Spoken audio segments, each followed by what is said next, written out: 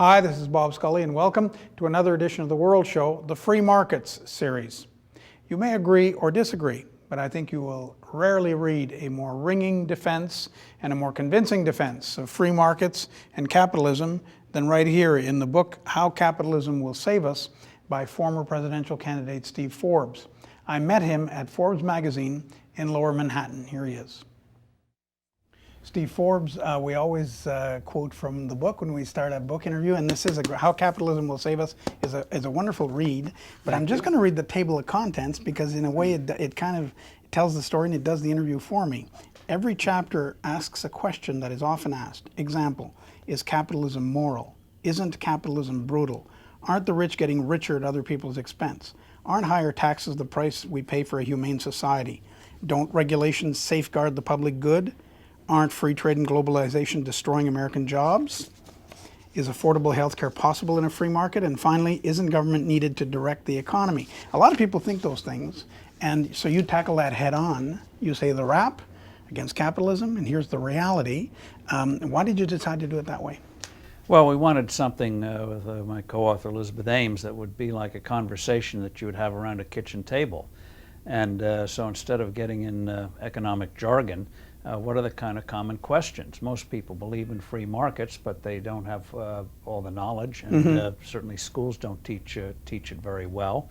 So people have questions about it. Okay, deal with the questions and answer them in a colloquial way, so people get a better understanding. And with better understanding, hopefully, someday we'll get better economic policies. And indeed, people do believe, when you question them a bit, they like free markets, they like the whole idea. They understand that capitalism and democracy have been for the good of humanity. And yet all these truisms, though, these skeptical truisms and the questions, they also believe that. So how did that happen? I mean, people have been knocking capitalism for as long as it's been functioning.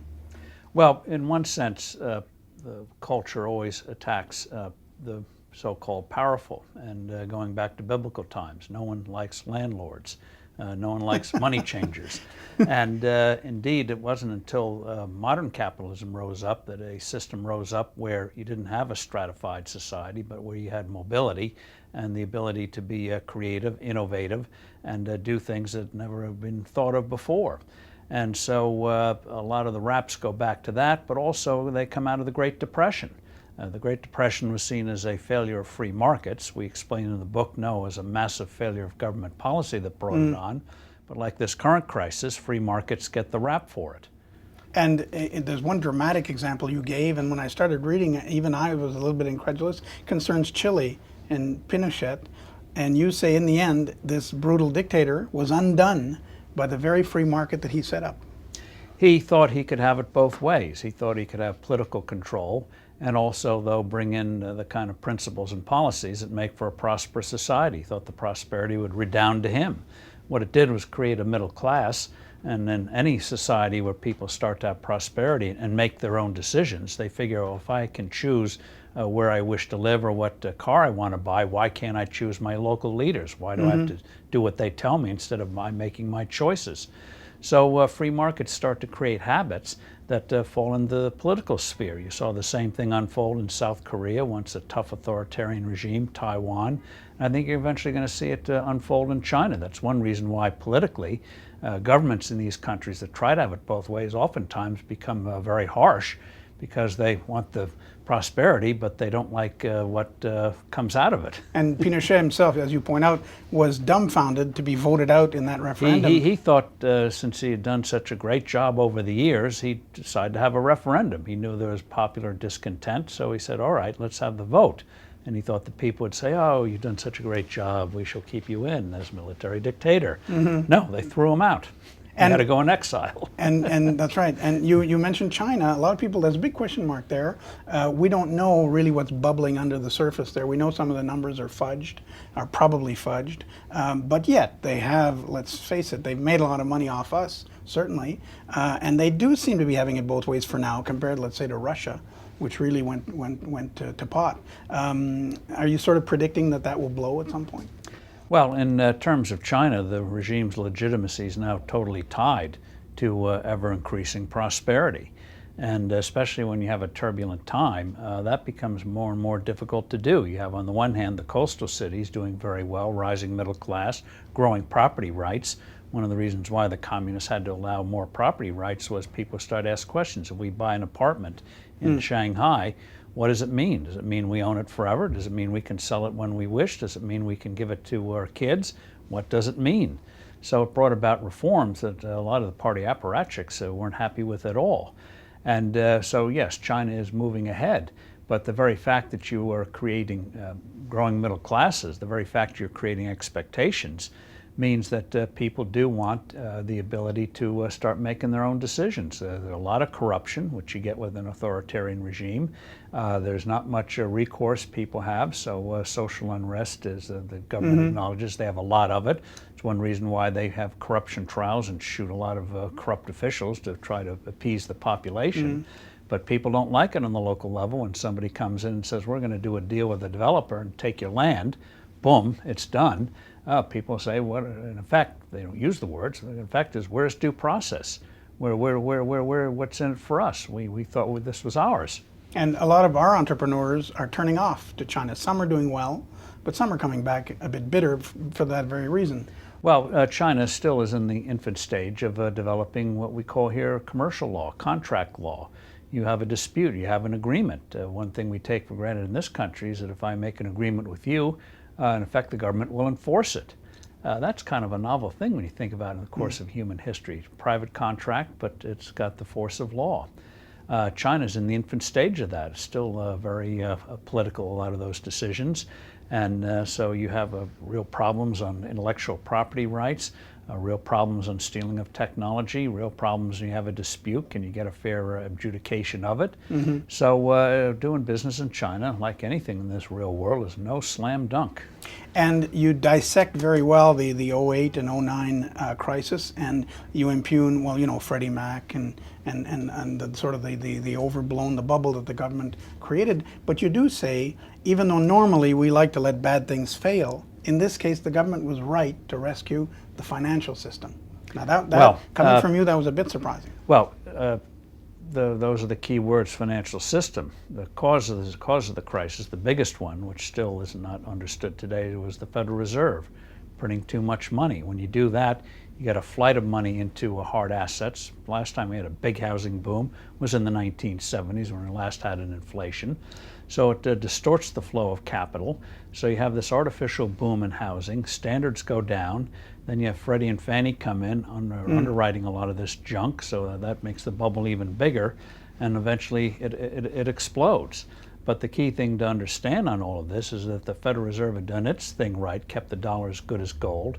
You did not have the government distorting the market, saying we want more home ownership, and ending up destroying the market. I mean, other countries like Canada have higher rates of home ownership than we do, and they don't do any of this kind of junk that we think we have to do to encourage home ownership. People will do it on their own, thank you very much.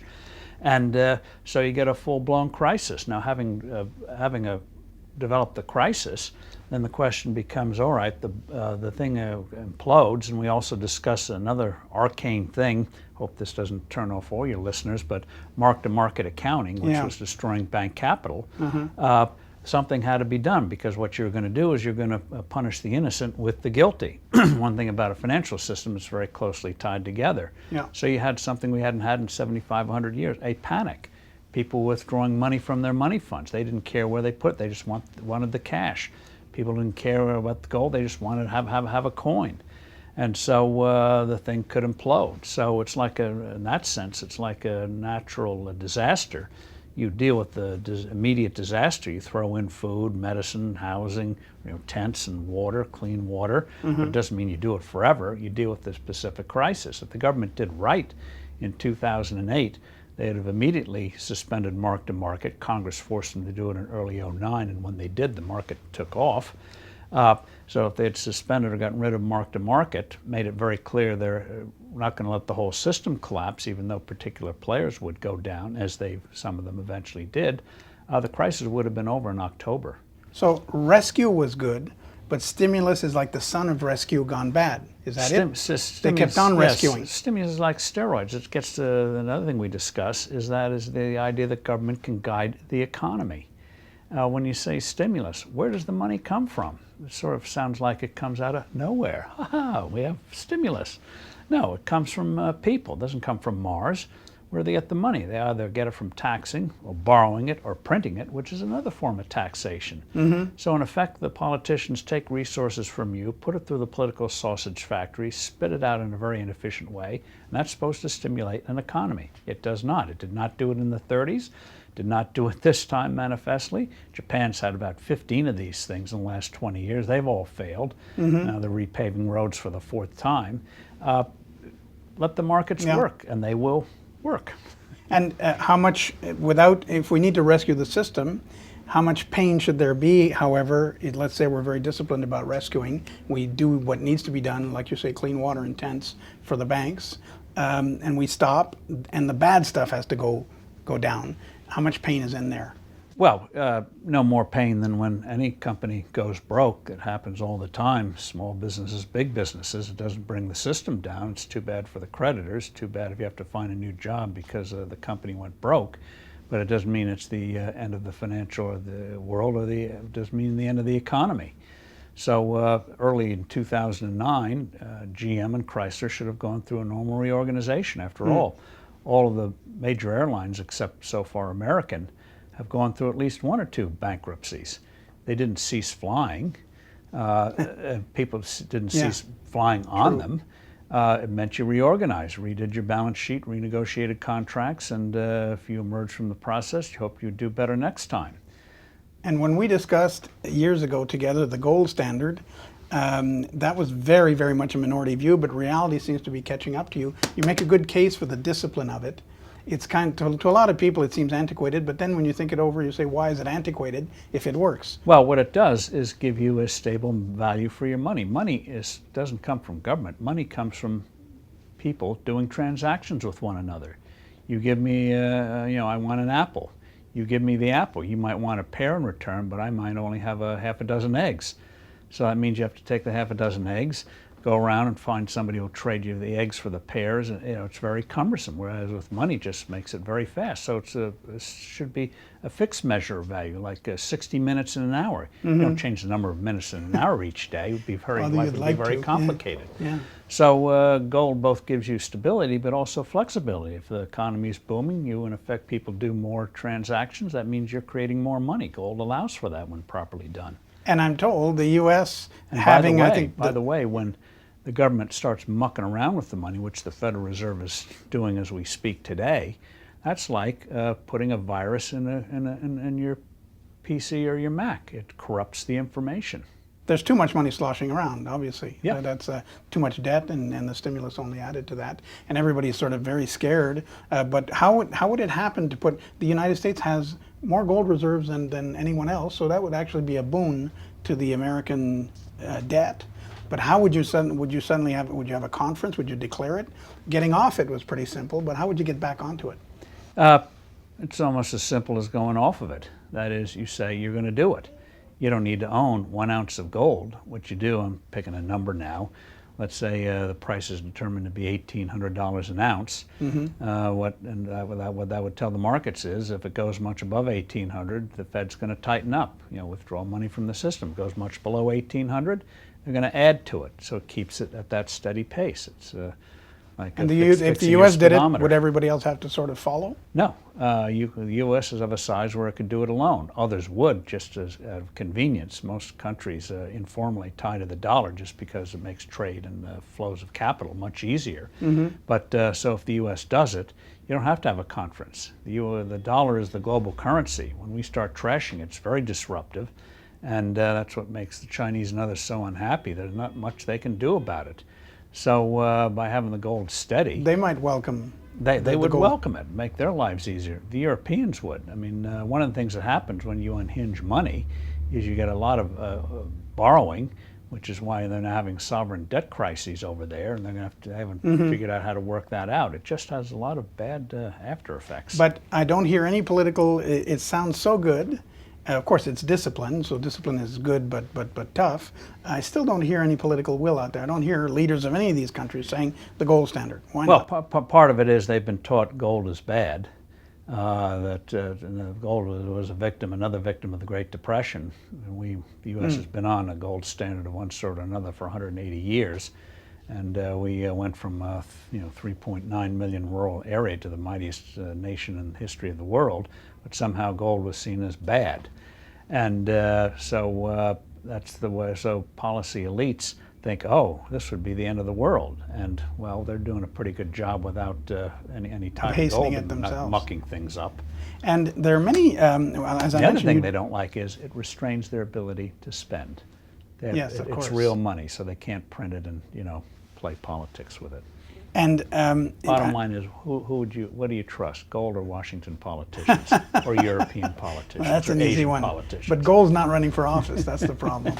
As I mentioned, you debunk a lot of the myths about capitalism, and one that keeps coming back, and it's about modern economies in general, is that somehow a lot of innovation kills more jobs than it creates. And here's one example for the audience: ATMs created more bank teller jobs than they eliminated.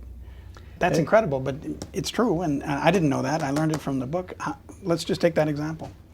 Well, what it does is free people up from doing what you might call really routine work, deposits, cashing checks, and that kind of thing, and frees them up to do more specialized things.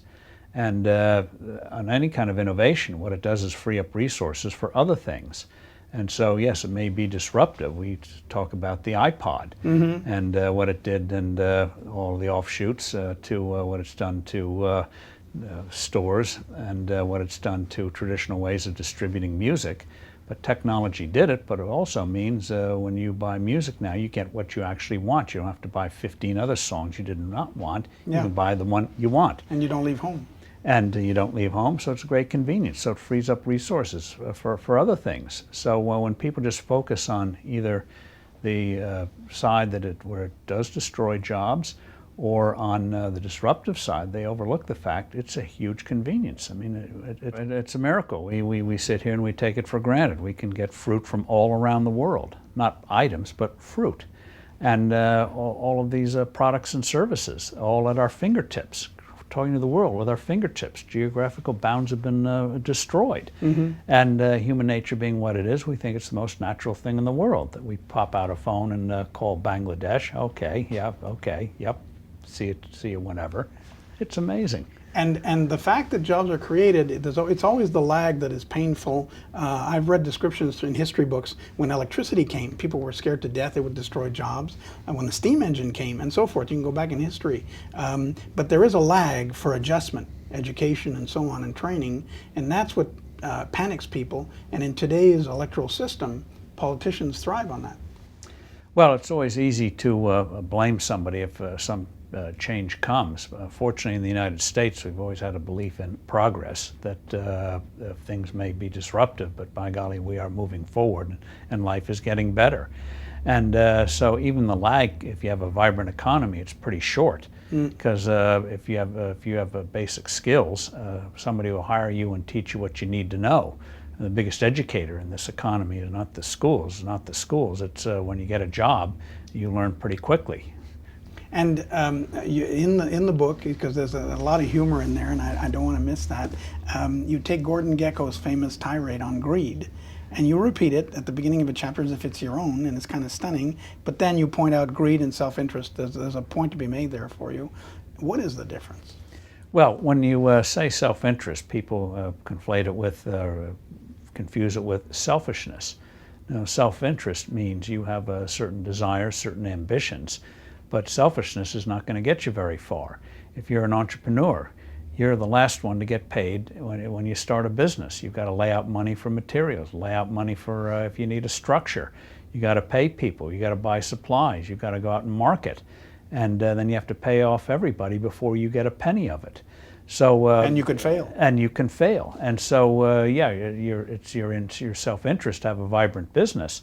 But if you were selfish, you would just be like Ebenezer Scrooge and clutch the money and not do anything. It's very instructive in that Christmas Carol, how decrepit the sign is outside of Scrooge's office. He never was willing to. He was too cramped in his view of life to make the investment, to in effect give, and realize that true entrepreneurial capitalism means investing is a form of giving. You hope to get something in return, but you have no idea whether you will or not. Greed is taking something that doesn't belong to you. Nothing that's been around ever since people have been around. And you point out, you say, you know, in the financial system, we knock Wall Street, and we're probably correct in some cases, but the dishonest bunch in there doesn't bring down the whole system, or doesn't impugn the whole system. No, it's but for like a lot saying, of people, it's so intertwined. Well, because people have ideological agendas trying to discredit the whole system. But it's like saying, occasionally there's fraud in elections. Therefore, let's do away with free elections because some people cheated the ballot box. No, you deal with a particular problem. You don't throw the system out. And is there any kind of rule anyway that can undo a fraudster and a whiz kid? I can't recall. I can't count how many times I've heard people on Wall Street brag when Sarbanes-Oxley, any kind of new regulation, the Volcker rule, anything is discussed. They say, listen, on a napkin, give me 30 seconds, I'll find a way around it. And they're proud of this. That's a mindset. Well, what do you do with people like that? They're not helping the system. Well, there's a difference between fraud. Fraud is illegal. You don't need to pass a bunch of new laws.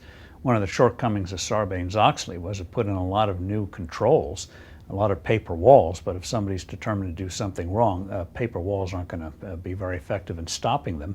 What it did do was make it extremely expensive for small companies to achieve profitability to go public. When you're a small company laying out a couple of $1 million on just waste in terms of extra accounting fees, doesn't do anyone any good except the accountant, and hurts innovation, hurts the people who have the least resources. So in terms of rulemaking, oftentimes you can have a broad rule and everyone knows if you step over the line. It's like you have capital requirements. It's whether it's off sheet or on the balance sheet, if you're taking responsibility for it, it ought to count against your liability, it ought to count against your capital. It's very basic. You don't need a 2,300-page Dodd-Frank bill to tighten up your capital rules or keep the rules up to date. And that's another thing about keeping rules up to date. Government's always going to be behind innovation because we don't know what it is until it happens. You know, 60 years ago, 55 years ago, the copier was invented by Xerox. Well, you suddenly had to update copyright laws. And so you got the fair use doctrine. We're still coping today with what technology, what the web has done to distribution of music and video. Still sorting all of that out in terms of use and copyright and things like that, distribution. So innovation brings in the need for new rules of the road, but it doesn't mean you quash the thing. You just figure out, all right, we got this new thing. How do we make sure that it does its good part, and you try to ameliorate or contain the bad parts of it. And there's also a bit of humor, a sense of humor in your rebuttal of Warren Buffett's apparent cry of injustice that his secretary pays more tax than he does. You answer something to that. Well, he actually, in terms of salary, makes less than his secretary. He gets most of his money from dividends and capital gains. So if he paid a salary, he would pay more. So if he paid a salary, he'd be paying more. If he paid himself more than a secretary, he would pay more tax than a secretary. And you point out that the dividends, of course, come from money that's at risk and so on. At risk and capital gains, as we've certainly learned once again in recent years, there's no guarantee of a capital gain in markets. In fact, it's been rather the opposite recently. So when you look at what salaried income versus risk income, of course they should be treated differently. And your central point, I want to end on this, is, and you begin the book with that, capitalism to you is moral, and Milton Friedman had made that point as well, and you quote him.